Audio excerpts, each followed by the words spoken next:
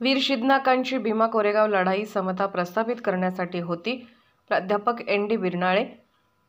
वीर शिधनाक यांची 6वी शौर्य परिषद कळंबी येथे संपन्न झाली. परिषदेच्या सुरुवातीला वीर शिधनाक यांना यश सिद्धी महार रेजिमेंटचे सैनिक मारुती कांबळे व संजय माने यांच्या हस्ते वीर शिधनाकांना मानवंदना देऊन पुष्पचक्र अर्पण केले. यावेळी माजी महापौर विवेकरावजी कांबळे व माजी आमदार प्राध्यापक शरद पाटील सर यांना आदरांजली वाहण्यात आली. यावेळी परिषदेचे प्रमुख वक्ते प्राचार्य ND बिरनाळे सर यांनी आपल्या भाषणामध्ये वीर शिधनाकांची भीमा कोरेगाव लढाई समता प्रस्थापित करण्यासाठी होती असे प्रतिपादन प्राचार्य ND बिरनाळे यांनी केले.